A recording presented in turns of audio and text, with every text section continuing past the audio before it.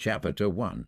La chambre qui applaudissait le capitaine Hastings qui, le premier, fit remarquer l'atmosphère étrange du Golden Theatre, mais à l'époque. Il n'y le fit pas avec plus de gravité que l'on pourrait accorder à une simple observation. Il voyait quelque chose, dit-il ainsi penchant en arrière dans son fortuit monochramatie en observant les balcons dorés au-dessus de lui. D'indéniablement depressant dans si adroit Poirot, un théâtre de vrai enthousiasme, et non mettant mal à l'aise. Un Hercule Poirot, assis à ses côtés.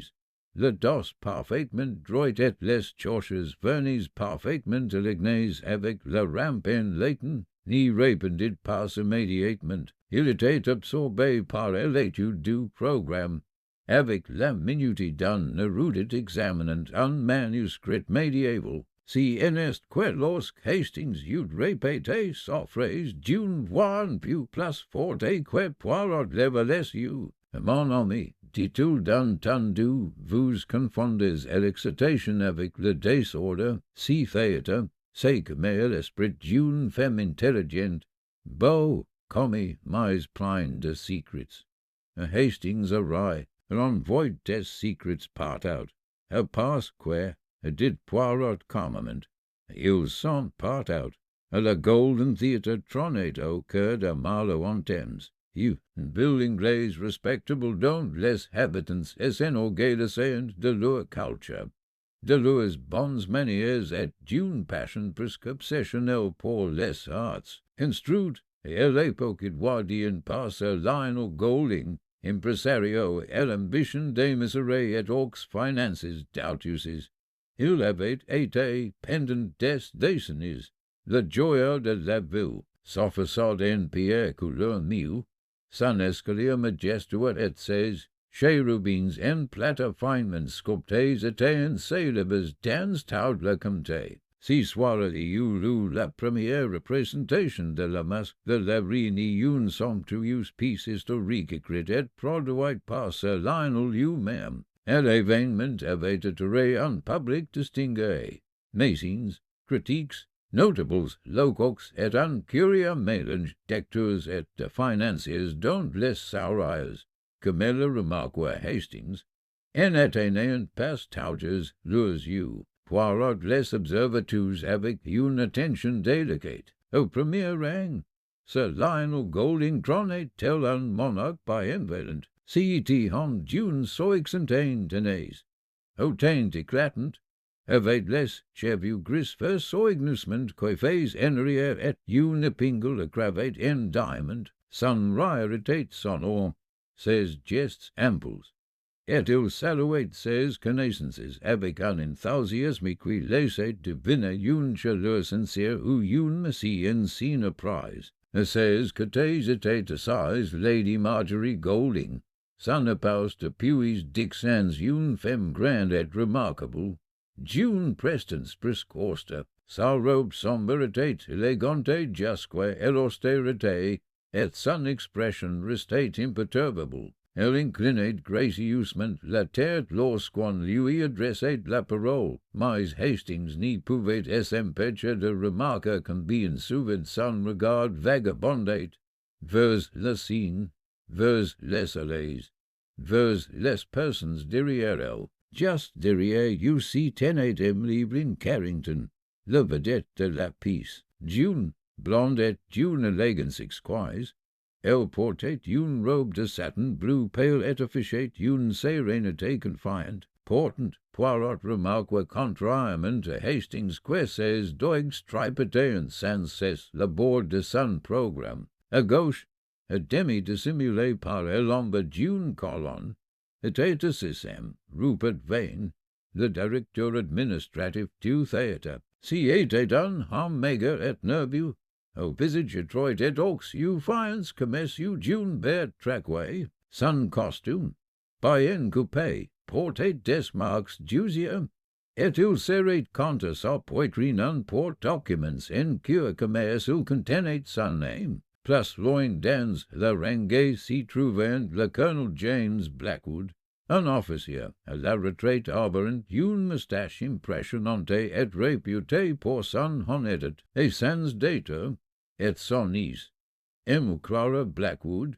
une femme discrète aux yeux observateurs et qui avait l'habitude de cauta païen plus qu'elle n'y parlait. Le théâtre s'y remplit rapidement. Des murmures de conversations parcourant la salle, pontage de rires, du froissement des programmes et d'un léger parfum mêlé à l'odeur de cerisier de vieilles. Poirot inspira profondément, un endroit comme celui-ci, un murmure-t-il, et amplifie les émotions. Et l'ambition, la jalousie, la puerelle sont ici, oui, en abondance. Hastings saurit avec indulgence. Vous le décrivez comme une poudrière. Poirot s'y contente d'adjuster ses manchettes. Le rideau s'y leva précisément, septures et demi. Et l'orchestre frappa les premiers accords. Et le masque de la réunie a commencé. Hastings, qui appréciait le théâtre avec l'enthousiasme simple d'un soldat en permission, fut rapidement captivé par le spectacle. Les décors étaient magnifiques. Les costumes somptueux et le jeu des acteurs, notamment celui de Emil Carrington, impressionnant. Sir Lionel, observant la représentation depuis les coulisses pendant le premier acte, affichait tard la fête du créateur. Poirot, cependant, n'y regardait pas la scène, mais le public. Il vit Lady Marjorie s'y redire une réplique de Miss Carrington, une réplique chargée de trahison et d'orgueil blessé. Il vit M.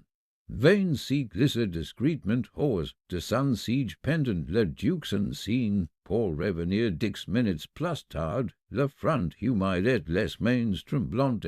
Il vit le colonel Blackwood s'y pencher vers Sir Lionel pendant l'entracte, leur conversation animée. Bien que Hastings n'en ait pas entendu un mot. À la fin du premier acte, les lumières s'y rallument et le public s'y leva, bourdonnant d'approbation. Hastings s'y tourne vers Poirot, un triomphe jusque pressant. Est-il déclaré? Vous devez l'admettre. Poirot acquiesça. Artistiquement, peut-être, psychologiquement, beaucoup moins. Avant que Hastings n'ait pu lui demander si qu'il voulait dire, un tumulte soudain s'y fit entendre prise de la fosse d'orchestre. Un jeune ouvert, le visage pâle, s'y précipita dans l'allée en chuchotant avec insistance au directeur du théâtre. Quelques instants plus tard, Sir Lionel Golding apparat, et s'avançant d'un pas décidé avec une expression de commis-facé. Mesdames et messieurs, annonce-t-il d'une voix qui portait aisément, nous regrettons un bref retard, un petit problème technique en coulisses, veuillez prendre un rafraîchissement dans le hall. Des murmures amplifieront la curiosité piquée. Hastings fronça les sourcils. Question technique. Poirot s'y leva d'un bond. Allens, Hastings, news dégadir les gems.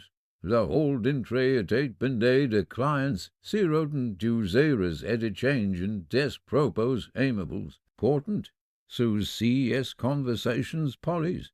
Coulait un malaise latent, le personnel est activé. Chuchotant à voix basse, une porte marquée privée était fermement fermée, et deux huissiers s'y tenaient devant. Visiblement séquoiés, Poirot s'approcha de l'une d'elles. Une jeune femme aux yeux brillants d'alarmes. Mademoiselle, dit-il doucement, vous êtes en détresse. Elle déglutit. Il voyait un incident, monsieur. Quel genre d'incident? Elle hésita, jettant un coup d'œil vers la porte. Sir Lionel il s'est effondré dans sa loge. Hastings s'y raidit. Effondré. Oui, monsieur. Ils ont fait venir un médecin. Poirot plissa légèrement les yeux, mais son expression resta serene. il est effondré, répète il doucement, et pour quelle cause, la June fut secoua la tête. G ni size passe, il avait païen, il riait placentate, et puis soudain elle est interrompit, si couvrant la bouche. À ce moment, Lady Marjorie sortit du couloir privé, le visage pale mais impassible.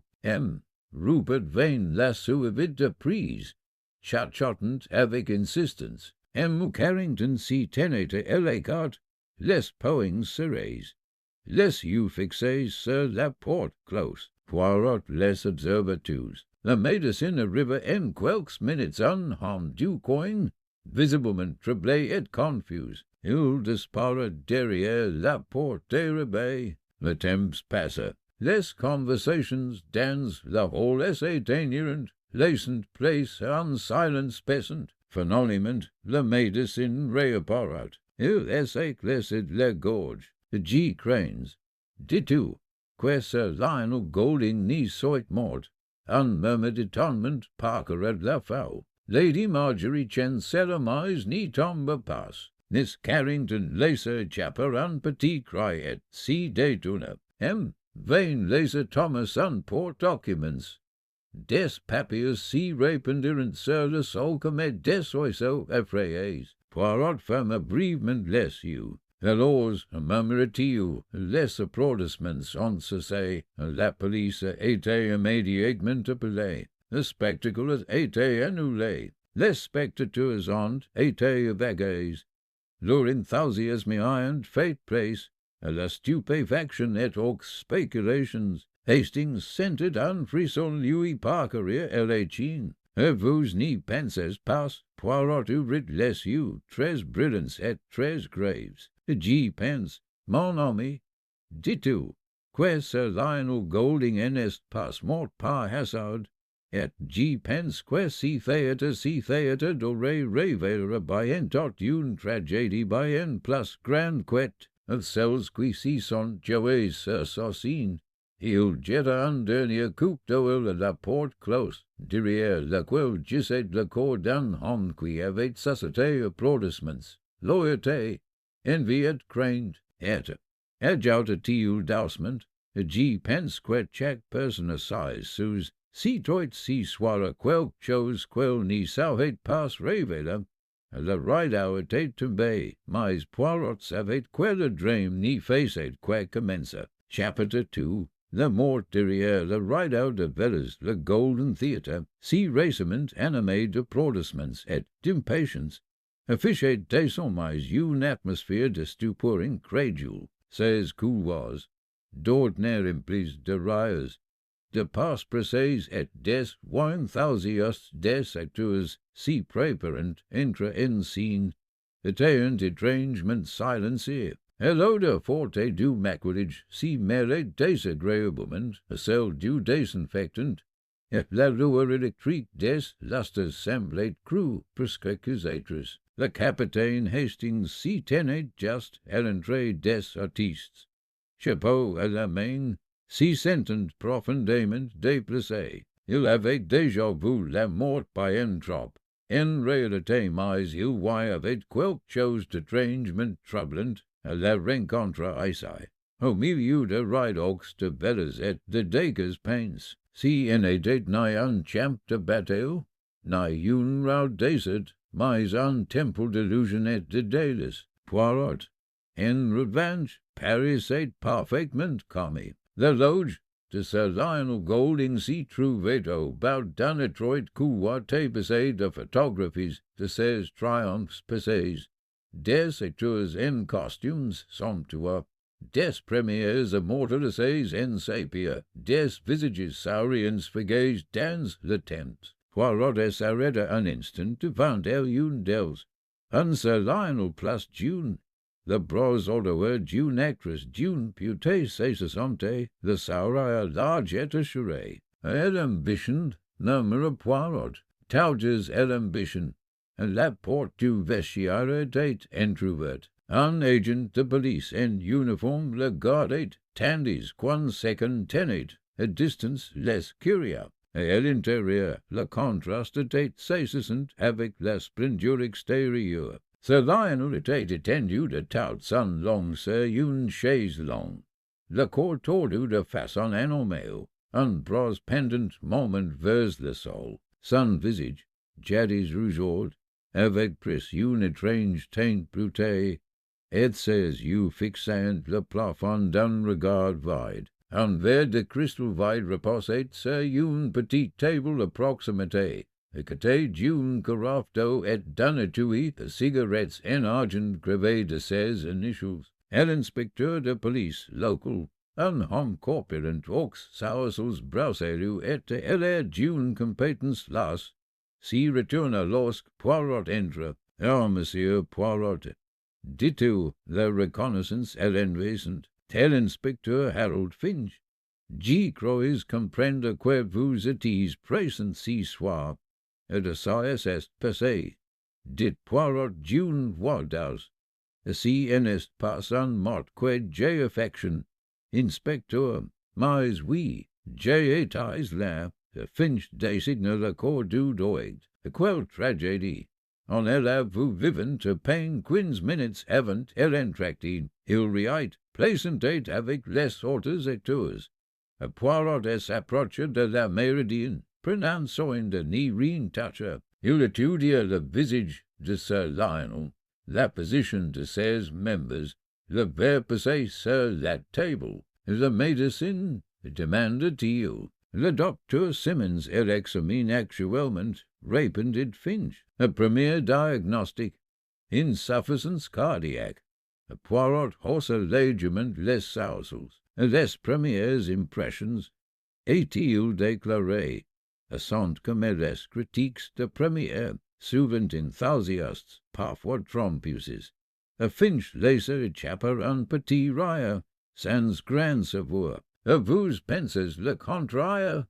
Poirot n'y répondit pas immédiatement. Il porta plutôt son attention sur la pièce elle-même. La loge de Sir Lionel était vaste et décorée avec gold, avec des boiseries sombres, un épais tapis personnait un miroir bien éclairé, entouré d'ampoules électriques. Des costumes étaient soigneusement suspendus le long d'un mur, tandis que les scénarios et la correspondance étaient rangés en piles ordonnées sur un bureau. Tout suggérait un homme soucieux de son apparence et de son maîtrise de soi. Pourtant, de petits désagréments s'y faisaient un sentir. Une chaise était légèrement de travers. Un manuscrit était tombé à terre, 16 pages ouverts en éventail. Et prise de la corbeille à papier, Poirot remarqua une légère marque irrégulière sur le tapis, une décoloration presque imperceptible. Il s'accroupit et l'observa attentivement. Inspecteur, dit-il doucement, cette marque quelqu'un l'a-t-il remarqué? Finch s'y pencha plus prise. Un dévissement, peut-être. Derrière le peut-être, dit Poirot, ou peut-être pas. À ce moment-là, le docteur Simmons s'y redressa et retira ses lunettes. J'y crains, dit-il gravement, que Sir Lionel n'y soit bel et bien mort. Un arrêt cardiaque soudain, très probablement. Poirot inclina poliment la tête. Docteur, puis-je vous demander avez-vous remarqué quelque chose d'inhabituel? Une odeur particulière, une déclaration des lèvres de la langue. Le docteur Simmons hésita. Bien il voyait une légère cyanose, mais cela put arriver en cas d'insuffisance cardiaque. Poirot esquissa un sourire. C'est possible. Et pourtant il n'a pas terminé sa phrase. Et l'inspecteur Finch croisa les bras. Monsieur Poirot, insinuez-vous un acte criminel? Poirot leva les yeux vers lui. Elle est grave. J'y n'y saga rien. Et-il dit, j'ai observé Finch soupira, très bien. News Helen's procédé selon le procédure habituel. Personne n'y quittera le théâtre avant que les dépositions en ayant et recueillies à l'extérieur des vestiaires. les principaux protagonistes essayent regroupés en un cercle serré et anxieux. Lady Marjorie Golding s'y tenait très droite, les mains cantaient joints devant elle, by un que son visage fut pâle. Sa voix lorsqu'elle s'adressa à l'inspecteur était assurée. Mon mari était en excellente santé, et-il déclaré. Il était excité. By en sous les premières elle influençait tauges mais rien n'y laissait prestigieux cela. Mademoiselle Evelyn Carrington rodait à proximité les yeux rouges. Elle a vu just avant qu'elle rideau n'y s'y livre. Dit-elle doucement, il m'a félicité, il a dit que j'ai été merveilleux. Rupert Vane intervint nerveusement. Sir Lionel était soumis à une forte passion. Des sources financières, enfin, toutes les productions en ont. Le stress put être mortel. Vous savez. Poirot elle observait attentivement. Êtes-vous, Monsieur Vane, demanda-t-il doucement, quand avez-vous vu Sir Lionel vivant pour la dernière fois? Vane déglutit, just avant elle entracté. Il m'a fait appel à propos de quelques chiffres. On a peut-être discuté, mais rien d'inhabituel. Le colonel Blackwood renifla. Rien d'inhabituel. Hein? J'ai entendu des qui essaient vaillant. Vane rougit. Les désaccords commerciaux n'y sont pas un mueta, colonel. Les yeux de Poirot brillaient faiblement. Un mueta répétait-il. Tant soit de mort intéressant. Blackwood s'y raidit. G n'y voulait rien dire de mal. L'inspecteur Finch leva la main. Messieurs, G vous en prie. Il s'y tourna vers Poirot. Vous pouvez le constater, Monsieur Poirot, mais il s'agit d'une affaire de police. Poirot s'inclina, naturellement. Mais en s'écartant, Hastings vit que l'esprit de son homme était déjà en pleine effervescence. Le théâtre fut bouclé. Les portes furent verrouillées. Le personnel et les spectateurs furent priés de rester sur place. La tension était palpable. Des rumeurs circulaient. Cries cardiaques. Scandale. Empoisonnement. Poirot s'y faufilait silencieusement parmi eux. Elle écoute. Il apprit que Sir Lionel avait insisté pour n'y voir que de l'eau si soit là. Et Satan interdit l'alcool pour préserver sa santé. Que plusieurs personnes étaient venues le voir dans sa loge pendant le premier acte. Sa femme, son partenaire, son directeur de casting et un ou membres de l'équipe. Il apprit également qu'une petite fiole avait été trouvée dans la poubelle, une fiole sans étiquette. Lorsque l'inspecteur Finch le lui montra, l'expression de Poirot s'y dessit. Puis Jean le demanda-t-il. Finch hocha la tête contre quoi. Poirot renifla le flacon, puis ferma les yeux. Des amants amis, dit-il doucement. Hastings sentit son estomac si noir. Adieu, seigneur, souffla Finch. Le silence retomba. Le docteur Simmons s'éclaircit la gorge. Cela expliquerait les cyanose. Et l'inspecteur Finch s'y redressa. Si en est donc pas une mort naturelle. Poirot inclina la tête. Non, c'est un muetum. La mort résonna dans le théâtre comme un coup de feu. Lady Marjorie porta une main à ses lèvres. Miss Carrington chancella et s'y rattrapa à une chaise. Le visage de Rupert Vane s'y décomposa complètement. Poirot les examina tous. En parlant, voyez-vous, dit-il doucement, une crise cardiaque n'y laisse pas derrière elle une odeur d'amens. Et l'inspecteur Finch hocha la tête d'un air sombre. News Allens immédiatement commença l'interrogatoire formel. Poirot esquissa un sourire en lissant sa moustache. Et moi, dit-il, j'y vais commencer à utiliser mes petites cellules grises derrière le rideau de velas, au milieu des dégâts, peints et des mensonges mémorisés. le véritable drame siege white, une histoire de calcul, de désespoir d'intentions meurtrières, et Poirot savait, avec une certitude absolue, que le théâtre doré lui-même détenait la clé du crime, car le muette, comme le théâtre, reposait sur le timing, la diversion et l'interprétation minutieuse des rôles, et quelqu'un essaie. Il en était sûr, avait joué le leur à la perfection. Chapitre 3.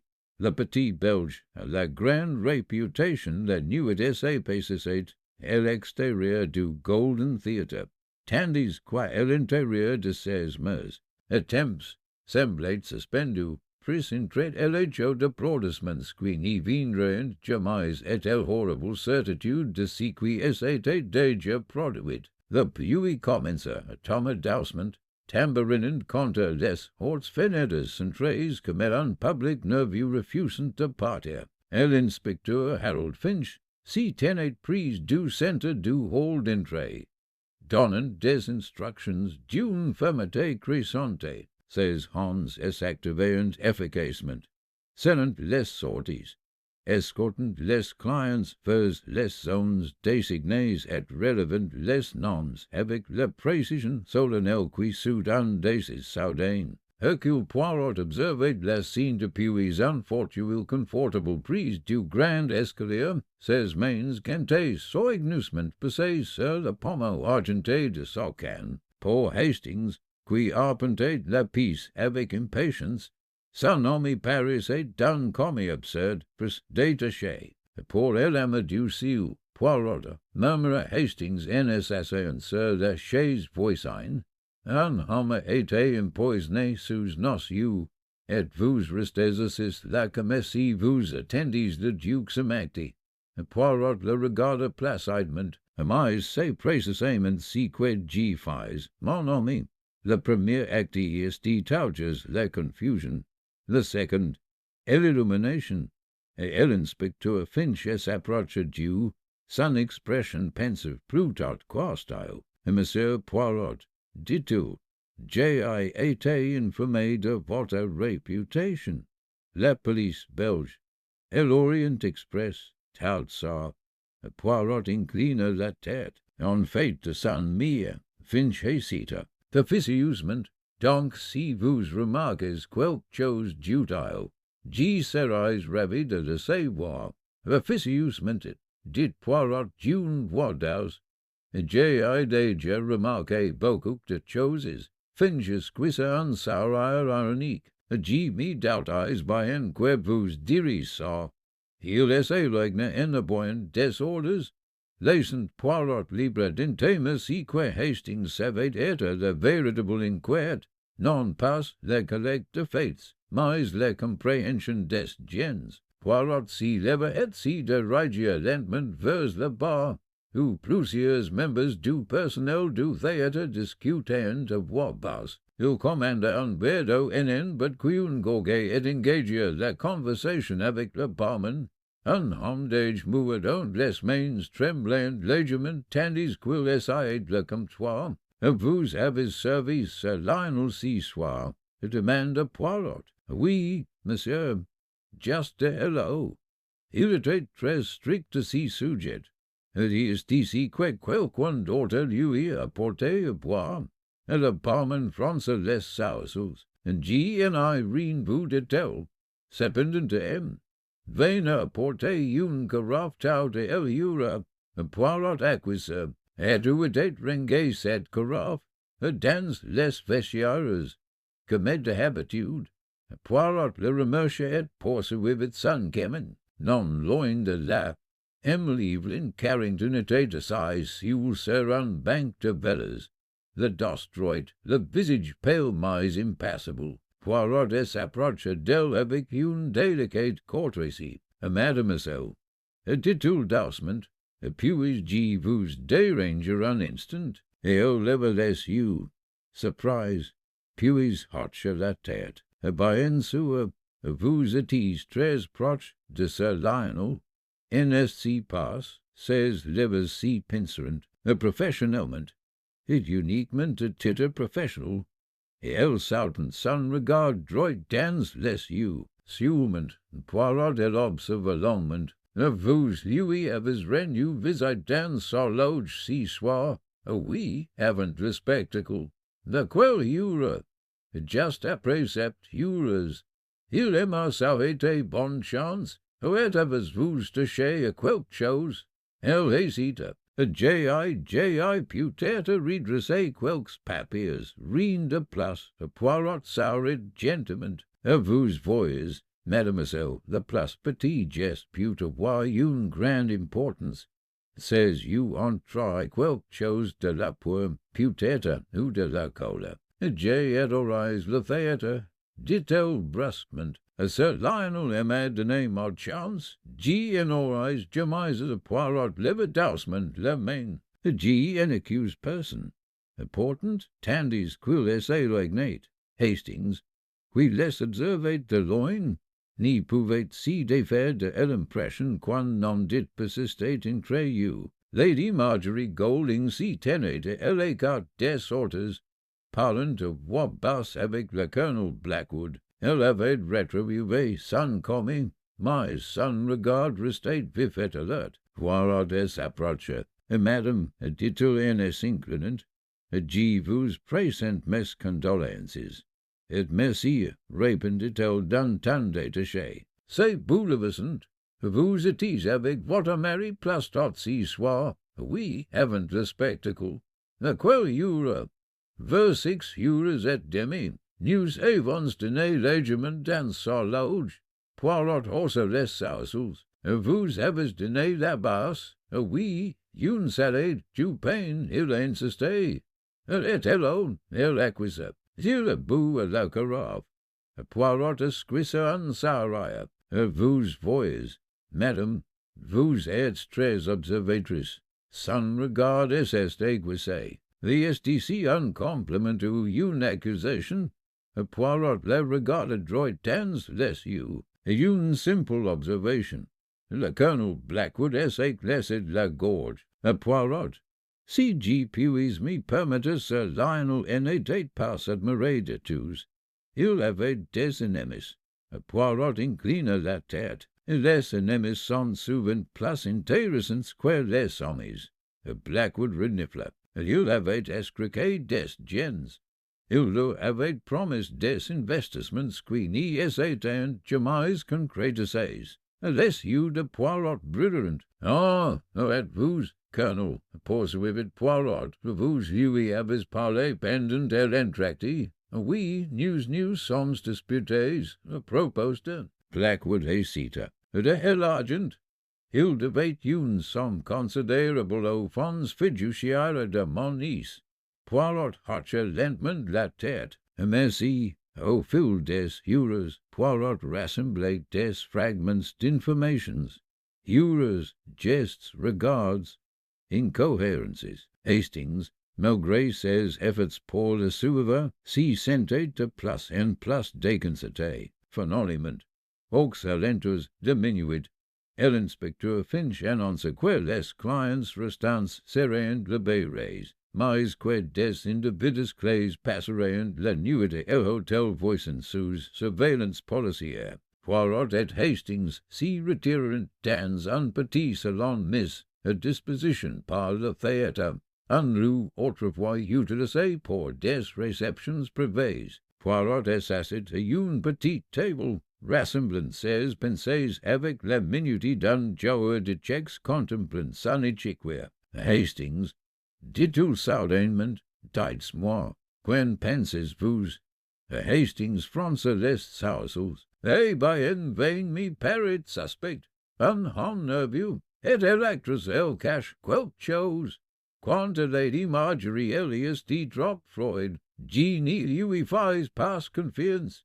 Poirot sourit avec indulgence. Vous voyez des mobiles, Hastings. Moi, je vois des contradictions. Il s'y leva et commença à peindre la pièce.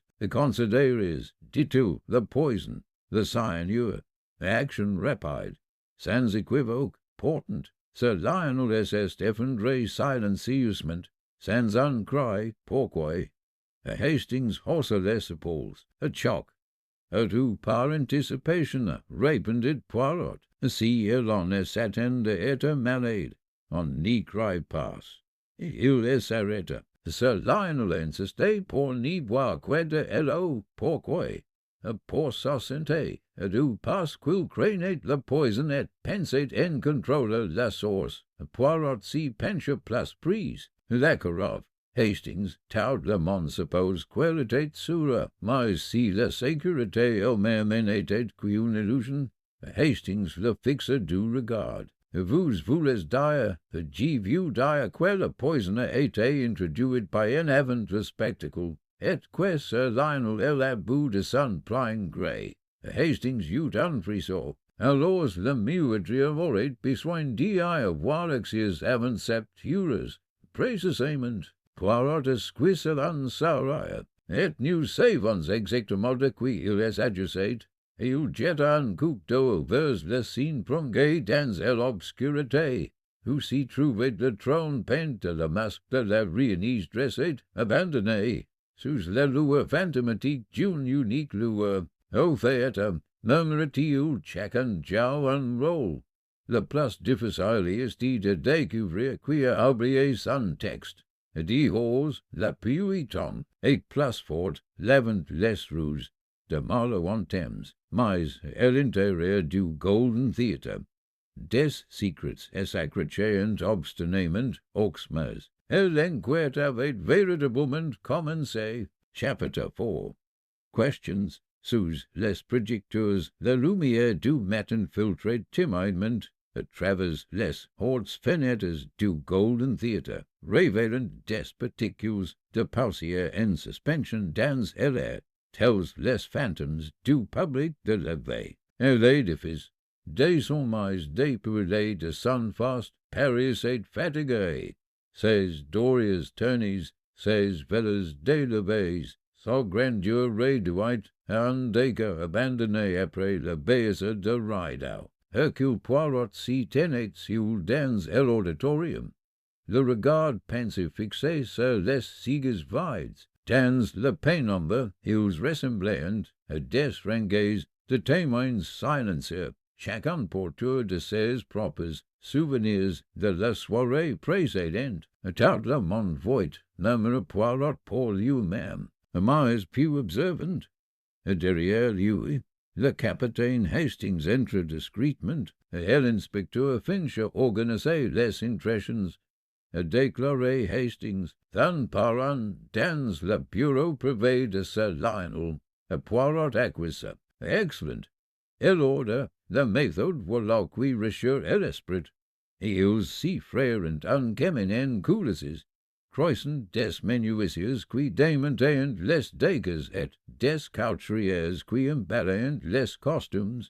Les yeux rouges, le théâtre burdenait d'une activité futurée. Mais sous cette apparente tranquillité couvait une tension palpable, tapée dans l'ombre. Le bureau de Sir Lionel était une pièce digne, tapissée de tages remplis de manuscrits et de registres. Un grand bureau en chêne trônait au centre, son plateau soigneusement rangé. L'inspecteur Finch s'y tenait prise de la fenêtre, un carnet à la main. News Allens commença par M. Rupert Vane.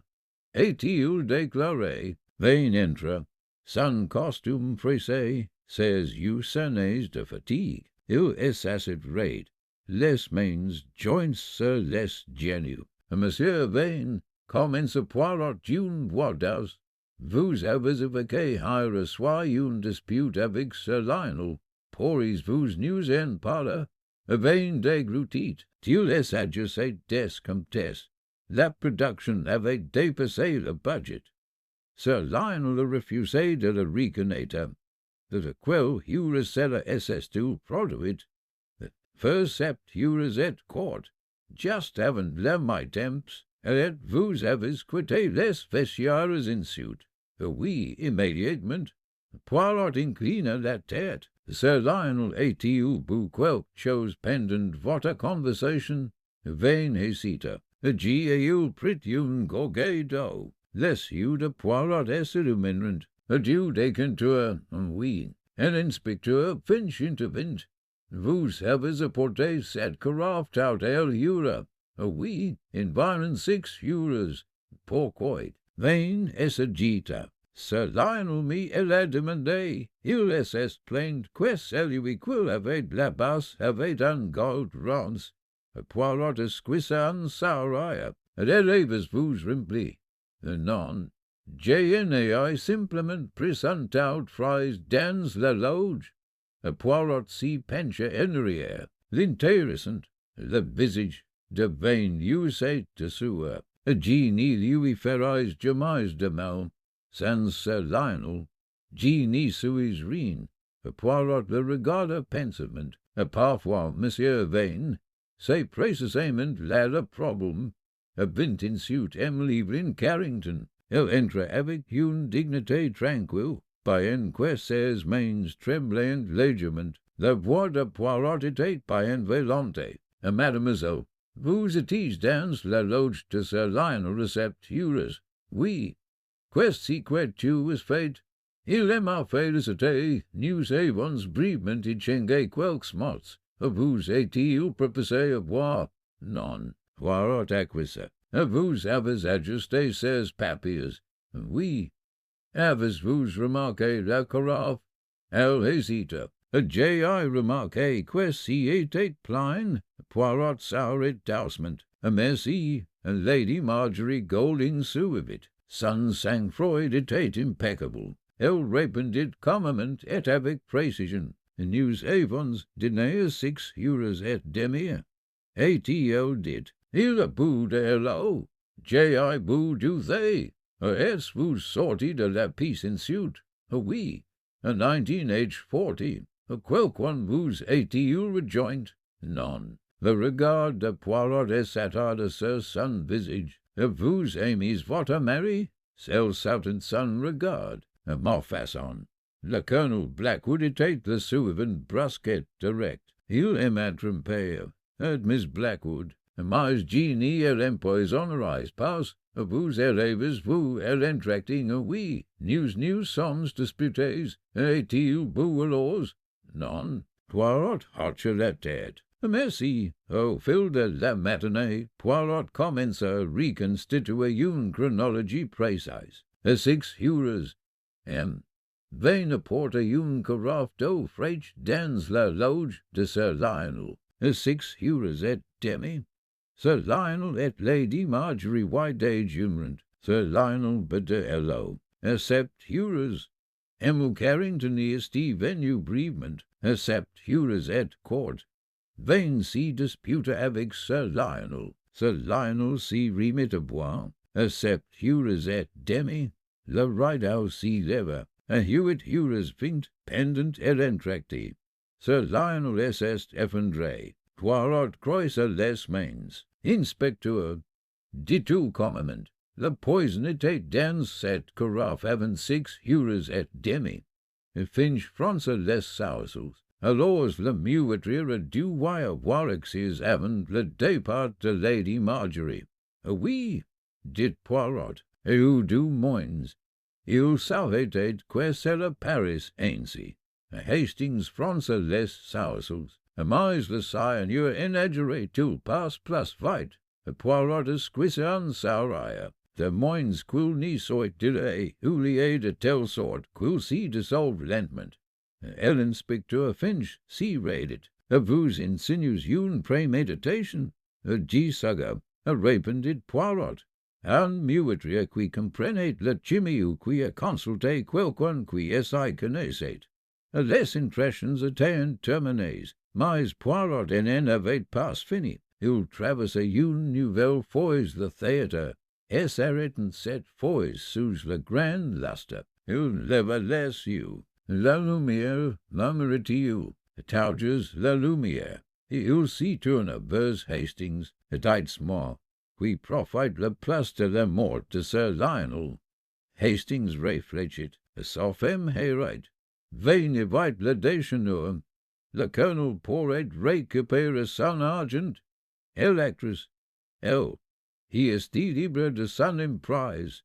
Poirot acquisa, plusieurs mobiles, uns verite, il squissan leger sauria, less questions on commencer, et-il déclaré, by entot less réponses suivront, depuis la scène, la lumière fantomatique facilite, projetant de l'ombre ombres sur les sieges vides, et quelque part parmi ces ombres, Poirot le savait, la muetrière attendait confiante, peut-être, mais pas encore victoria, car les petites cellules grises étaient déveillées. Chapitre 5. Le coupable évident des l'après-midi du Juxon jour. Le Golden Theatre était devenu un lieu de chachottements et de regards scrutateurs. Des agents de police étaient postés à chaque entrée.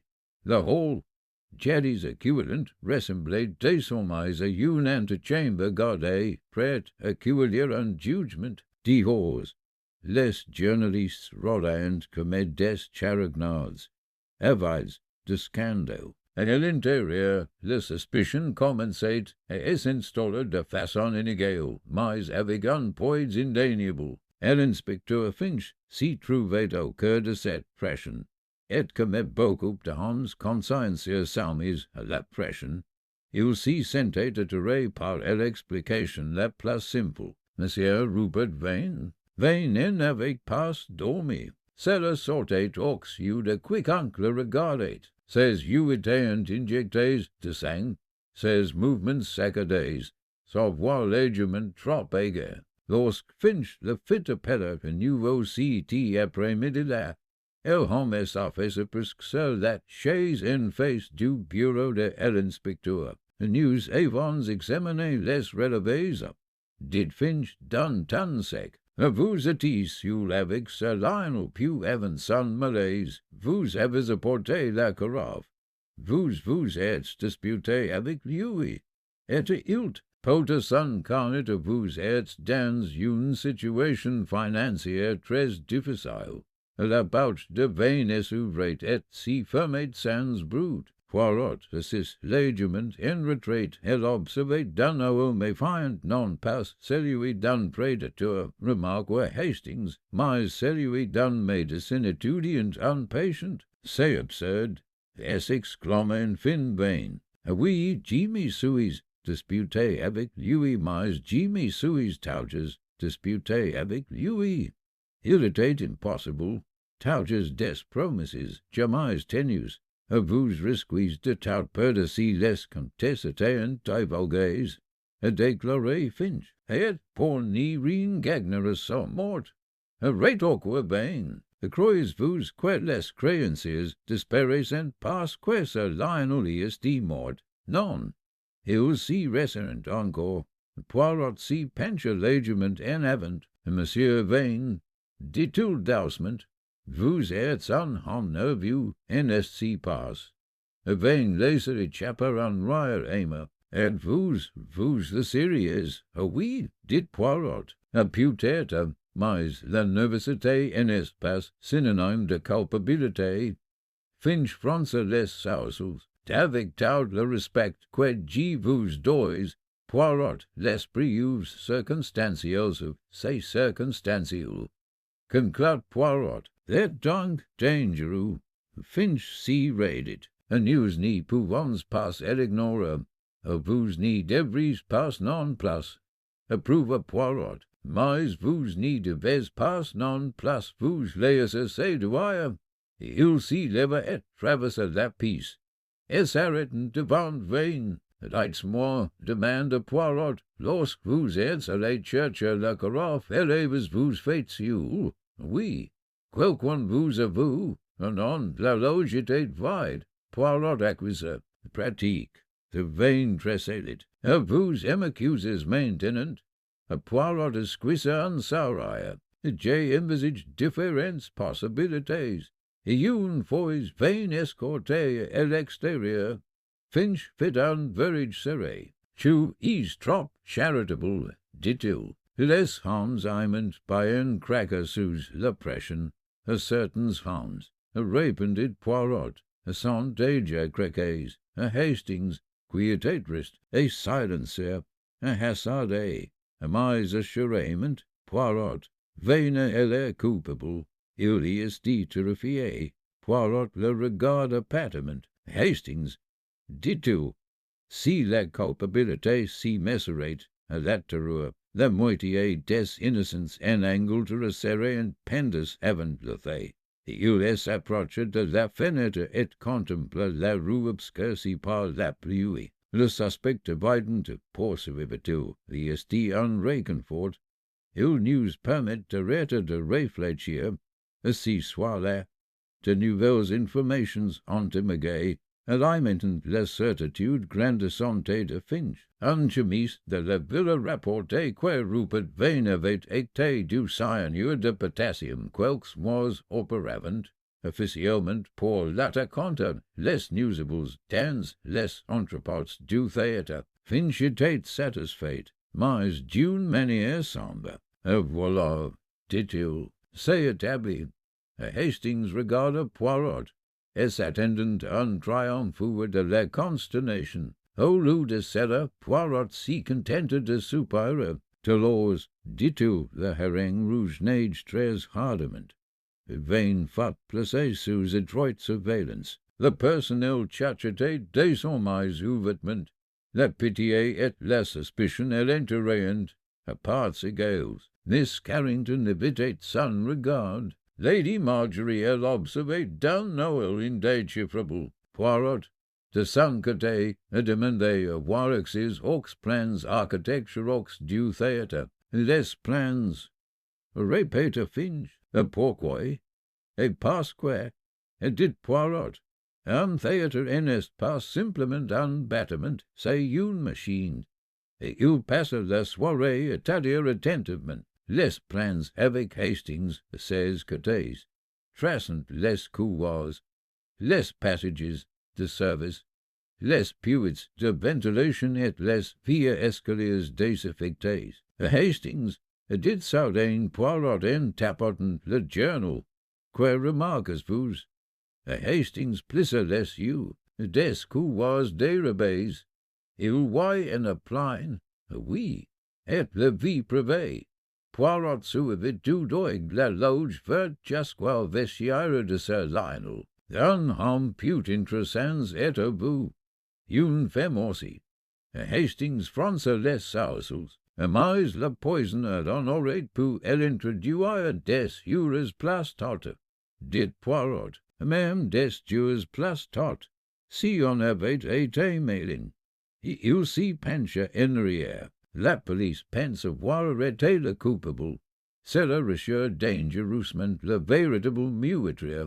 Cette nuit-là, Poirot fit une promenade solitaire dans le théâtre vide. Il s'y tenait sur scène, le regard perdu dans l'auditorium plongé dans l'obscurité. Bravo, murmura-t-il doucement, imaginant les applaudissements. Une prestation convaincante, mais Poirot n'a pas applaudi facilement. En coulisses, quelqu'un avait orchestré les événements pour faire paraître Rupert Vane coupable.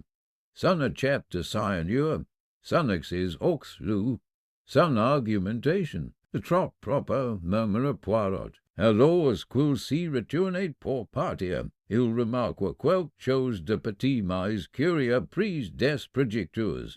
Un léger résidu blanc, à peine visible sur la boise sombre. Il s'agenouilla là, le tacha légèrement et porta ses doigts à son nez. Aucune odeur, à part du cyanure, dit-il doucement. Il s'y redressa, les yeux brillants. Non, murmura Poirot, quelque chose de plus subtil.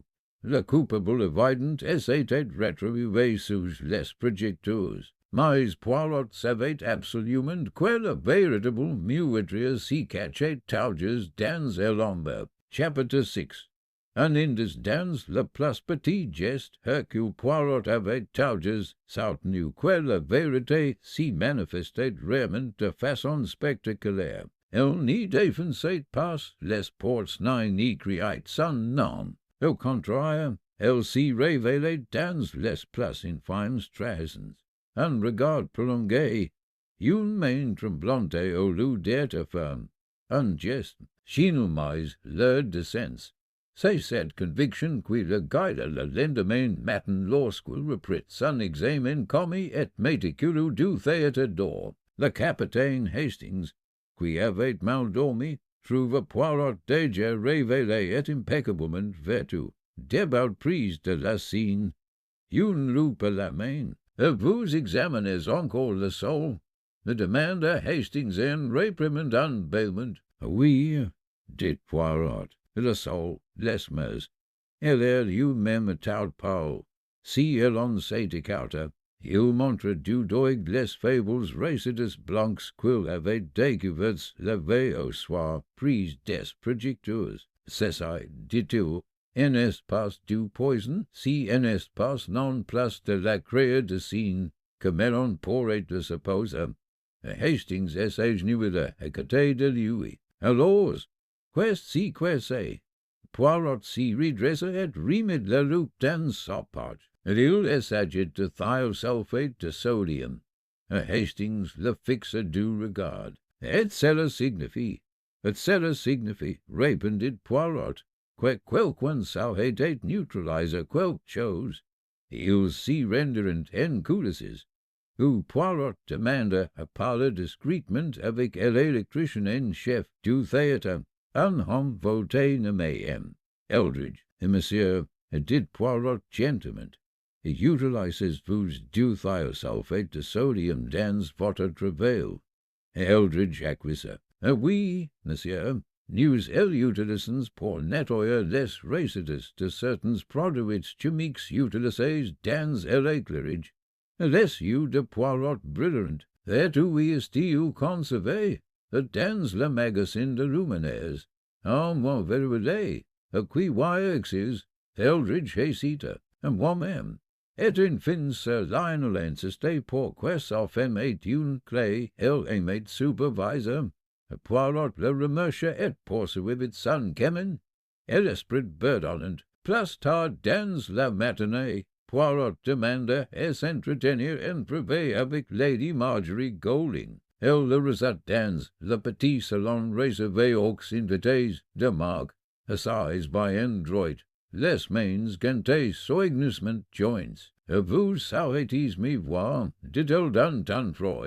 Oui, madame. Pour parler de higher soir, ses lèvres si pincerant. J'ai répondu à toutes les questions. Pas-tous, répondit Poirot d'une voix douce. Monsieur qui elle en demandait. Il était assis en face d'elle. Madame, lorsque Sir Lionel s'est effondré, vous en avez pas crié.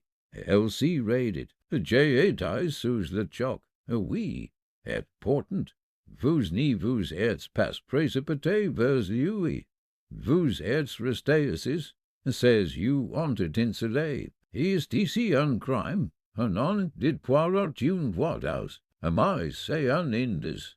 Elle le regarda avec une froide fureur. Vous permettez bien des choses? Poirot sourit tristement. J'y présentement que le chagrin est aussi personnel que la culpabilité. Il s'y leva en s'inclinant légèrement. Une dernière chose. Madame, vous aimez dit que vous buvez du thé tandis que votre mari buvait de l'eau. Est ici exact? Oui. Et vous avez servi le thé vous-même? Oui. Poirot inclina la tête. Merci. Au moment où il partait, Hastings s'y précipita à sa suite. Poirot, vous n'y pensez tout de même pas j'y pense. Dit Poirot à voix basse, que Lady Marjorie est une femme d'une maîtrise de soi extraordinaire, et que cette maîtrise est acquise. Ils retournèrent aux vestiaires, où l'inspecteur Finch examinait le dernier rapport médico-légal. Le seigneur a été introduit en solution. A déclaré Finch, a délai, a action lent. Et Poirot acquiesça, exactement comme dit le pensais. Et le chimiste confirmé que vain avait été du seigneur il voyait des mois. Poirot fit un geste de la main, comme pour dédaigner la question. Le chimiste raisonne. et cela en a rien à voir avec le sujet. Finch France les sauces. Vous êtes convaincu que vain ni est la passe faite. J'y suis convaincu, dit Poirot, que le poison n'a pas été administré de la manière que vous imaginez. Il désigne la carafe d'un geste. Si never, dit Poirot, il n'a pas été empoisonné directement, il a été contaminé indirectement. Hastings clignant des yeux. Comment les yeux de Poirot brillant. Le Bouchon, dit-il. Ils examineront ensemble. Un Bouchon en cristal, magnifiquement taillé. Poirot désigne son bord intérieur. Et voilà, un résidu à peine perceptible. Le poison a été appliqué sur le Bouchon, passe dans l'eau. À chaque fois que ce Lionel versait, une petite quantité s'y dissolvait. Finch dura entre ses dents. C'est sacrément maiden. As astucia, approuve Poirot. Et in time, sur quelqu'un ayant annexes prolongées à ses dîners pour être why pensa, Finch croisa les bras. Il restait encore vain. Poirot secoua la tête. Vain est négligent, ne vu? Il en aurait versé trop. Ou passes, il fallait faire preuve de patience, et il fit une pause, et quelqu'un qui savait que Sir Lionel souffre en silence, et non de façon dramatique. Si après-midi-là, Poirot observa de nouveau les suspects. Mademoiselle Carrington répétait sur ce scene.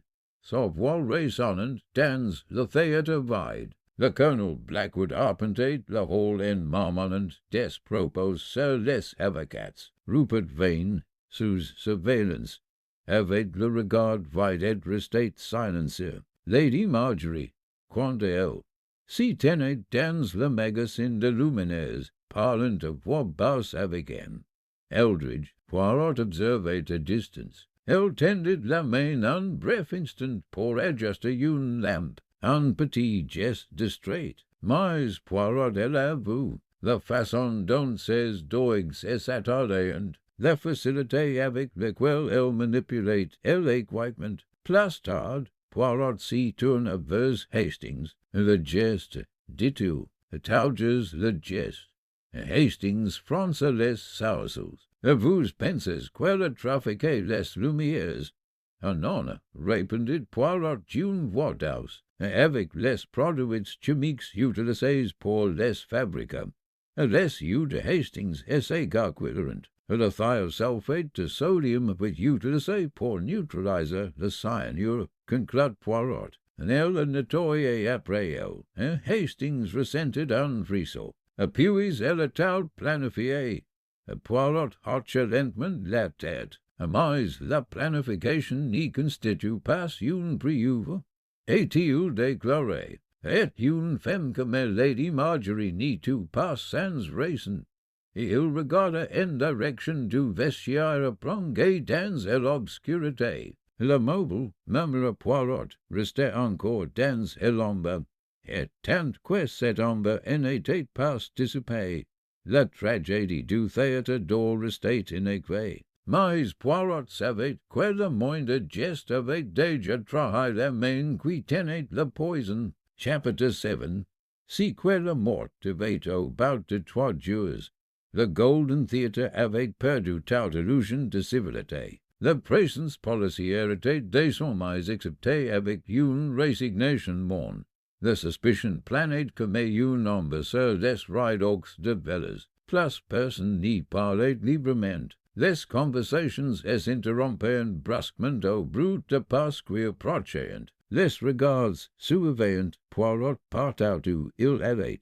Certaines plaintes d'espoir, d'autres de ressentiment, d'autres encore de préhension. Hercule Poirot, quant à lui, avait détourné son attention des vivants pour s'y tourner vers les morts. Si nous voulons comprendre si crime, dit-il à Hastings si matin-là, et nous devons comprendre Sir Lionel Golding, non pas el homme qui saluait les applaudissements, mais celui qui concluait, es marchés dans l'ombre, l'inspecteur Finch avait organisé un examen des papiers personnels de Sir Lionel dans une petite salle de répétition transformée en bureau d'archives improvisé. Des registres étaient impilés sur une longue table, ainsi que de la correspondance, des contrats et des notes privées récupérées dans le coffre-fort du bureau. Poirot les traita avec révérence. Il les récite d'un homme, et dit-il, s'en souvint plus honnêtes que ses paroles. Hastings fut un registre, le front plissé. Mon Dieu, la moitié de ces investisseurs s'y sont vus prendre des rendements qui n'y sont jamais revés. Oui, et notez ceci. Dit Poirot en tapant une colonne du doigt, des prêts de sa femme. Hastings s'y pencha plus prise. Lady Marjorie, Poirot acquisa. Elle apportait une fortune considérable au marriage. Portant, I say, ses fonds sont listés comme non garantis. Hastings fronça les sourcils. Alors, si le théâtre est white, elle perdrait tout. Conclut Poirot. Un employé entra discrètement. L'inspecteur Finch pensait que vous devriez voir ceci. Dit-il intendant à Poirot une liste de lettres nommées d'un Reuben. Poirot les délia avec précaution. L'écriture était élégante. Femme mine, au fur et à mesure de sa lecture, son expression est faite grave. Ces lettres, dit-il doucement, ont été écrites par la première épouse de Sir Lionel. Hastings s'y raidit. J'y croyais qu'elle était morte il y a des années. Oui, répondit Poirot, dans des circonstances ambiguës. Il remis une lettre à Hastings, à mon cher Lionel. De cette lettre, j'y crains que vous ayez une fois de plus utilisé mon nom pour obtenir des fonds sans mon consentement. J'y n'y pu tolérer que cela continue, si vous n'y remédiez pas immédiatement à cette situation. J'y serai contraint d'entreprendre des démarches. Hastings leva les yeux. Du chantage, la responsabilité. Croyez doucement Poirot. Il continua sa lecture. Une autre lettre laissait entendre que la signature était falsifiée. Une autre encore évoquait des menaces de la dénonce. Poirot plia soigneusement les lettres. Sir Lionel, dit-il, était un homme qui se vécu en promptant à l'avenir et en tenant ses promesses de hire. Ils sont revenus au présent. L'inspecteur Finch les rejoignit en s'y frottant les temps. De part out où j'y regarde, dit-il, si ti homme avait des dettes financières, émotionnelles, morales, Poirot acquisa, et les dettes doivent être payées. Si ti après midi-là, Poirot demanda à s'entretenir de nouveau avec Lady Marjorie. Elle revêtue d'un warren signe de duel, le visage impassible. Vous sauriez me voir, dit-elle d'un ton froid. Oui, madame. À propos de vos finances, son regard est ceci. Les finances de mon mari, et le vôtre, croyez Poirot. Nil est beaucoup inspiré de vous, elle en a rien dit, des prêts non garantis. Poursuivit Poirot, et pourtant, il prévoyait d'accueillir d'autres investisseurs, et elle prit une lente inspiration. Si était un visionnaire, si était un joueur, dit Poirot d'une voix douce, et vous étiez son injure, à sa voix tremblait légèrement, vous n'y savez rien de notre marriage. Poirot inclina la tête, alors éclairez-moi. Le silence s'étira. Finalement, elle prit la parole. Il m'avait promis la sécurité, la respectabilité. Au lieu de cela, il a utilisé ma fortune pour masquer ses échecs. Allez-vous confronter? Oui. Quand? La semaine dernière, les yeux de Poirot brillèrent. Qu'a-t-il dit? Le quet taud serait réglé après la première. Poirot acquise, tauges domaine. Elle détourna le regard. Et la première pause. Demanda Poirot de voix basse. Elle releva brusquement la tête. Et elle, vous la connaissez? Oui. Et so mort. Lady Marjorie Sarah les Poings. Un accident tragique. Poirot la regarda fixement. Madame, dit-il doucement, vous êtes une femme qui n'accepte pas facilement les accidents. Sans sang-froid est ficherait un bref instant seulement. Vous insinuez, j'ai observé, dit Poirot. Il s'y leva. Et une dernière chose, madame, Sir Lionel avait l'intention de modifier son testament. Says you essay garquillerant malgré elle. Comment le sais-tu? Poirot esquisser en sauraille, parce qu'elle a dit à quelqu'un, elle le fixe du regard, le soufflet court. Si soit-là, Poirot fit part de ses découvertes à Hastings. Le mobile dit lentement Hastings, oui esti in homme. Oui, acquise Poirot. Mais un mobile sioul n'y suffit pas. Hastings fronça les sourcils. Quest si qui manque? But la décrenture répondit Poirot. At a moment où l'intention s'y transforme en action. Et il s'y penche en arrière. Les doigts joints en pyramide. Sir Lionel avait l'intention de modifier son testament peut-être pour déchérir sa femme, peut-être pour s'y protéger. Cette décision, dit Poirot, est son destin. Hastings frissonna. Lady Marjorie elle a d'entrer pour s'y protéger. Poirot secoua doucement la tête. Non, Hastings passe pour s'y protéger. Et il regarda vers le théâtre, sombre et silencieux, pour s'y libérer, dit hausse. El horloge de la ville sonne 6 heures, et quelque part dans le Golden Theatre. Les choses des dettes impayées financières et émotionnelles continuèrent de murmurer. Mais Poirot savait désormais que la tragédie n'y s'était pas produite en une seule nuit. Cela avait été écrit par un avant ligne par ligne, signature par signature falsifiée jusqu'ici que finalement quelqu'un décide que l'acte final devait être réécrit avec du sang. Chapitre 8. Le masque ficherait le matin si lève gris et étouffant, comme si mal à temps retenait son soufflet. Le Golden Theatre était devenu un monde clos, où le temps est éculé au rythme des horreurs de la police et des tensions émotionnelles.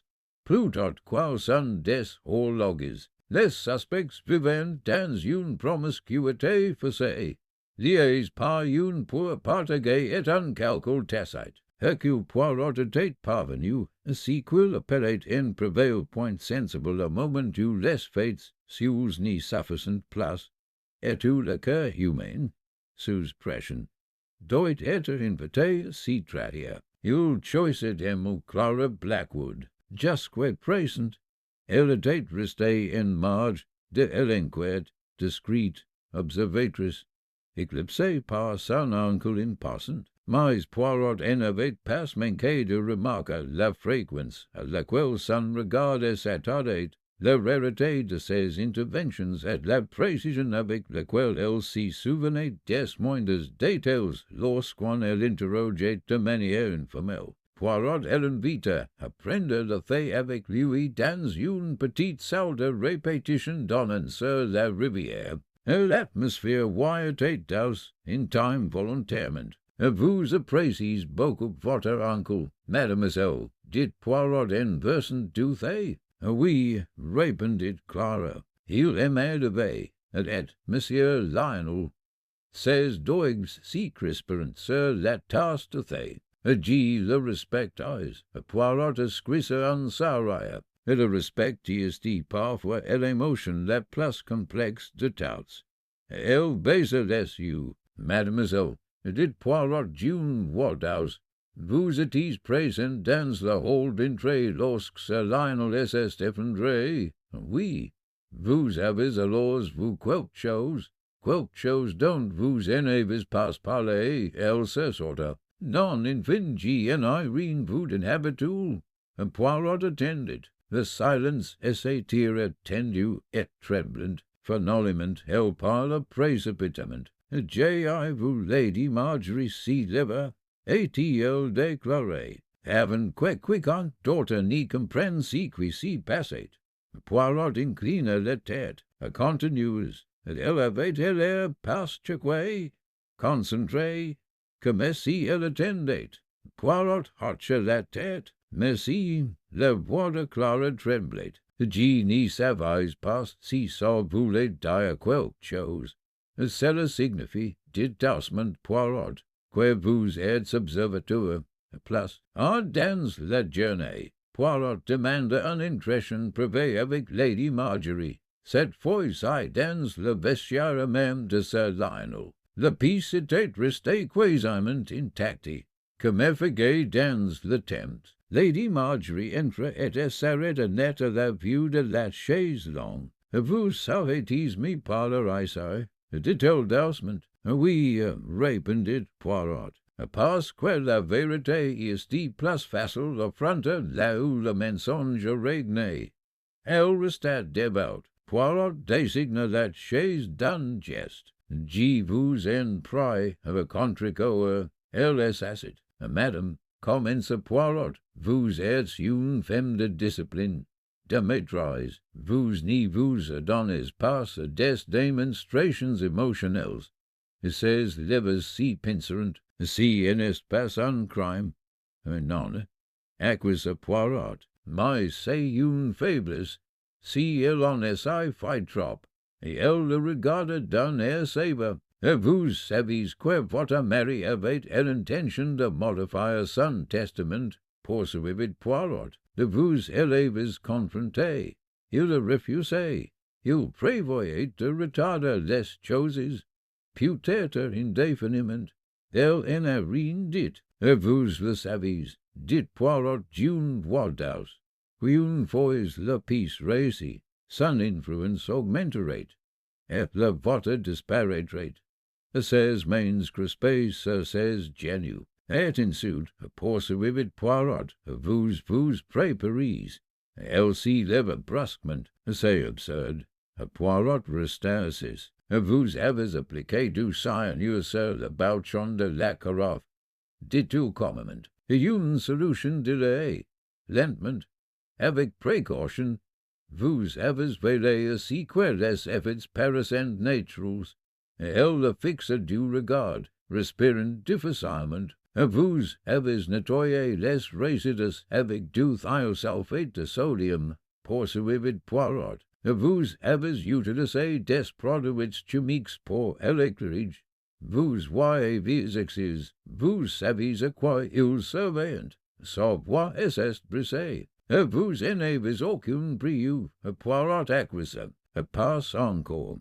Elle laissa échapper un rire sec. Alors pourquoi cette représentation? Parce que, dit Poirot doucement, vous êtes fatigué. Son rire est essoufflé. Vous portez si marriage comme un fardeau, dit Poirot. Et quand vous avez vu que vous allez être écrasé sous son poids, vous avez choisi de fuir. Les lands lui montrant aux you furieuses, défiance. Tu me prends pour un monstre, murmura-t-il. Non, répondit Poirot d'une voix douce. Je pense que vous êtes humain. Et elle s'y couvrit le visage. Je voulais juste que ça s'y termine. A-t-il dit. Je voulais rétrouvre mauvais. Poirot s'y leva. Voilà. Dis-tu la vérité, mais si elle n'est pas encore tard la vérité? Et elle leva les yeux.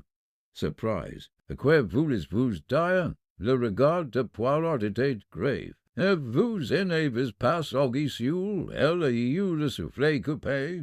Si soir-là, Poirot convoqua l'inspecteur Finch. La pression porte ses fruits. A déclaré Poirot. Mais les abus complets n'y sont pas encore sortis.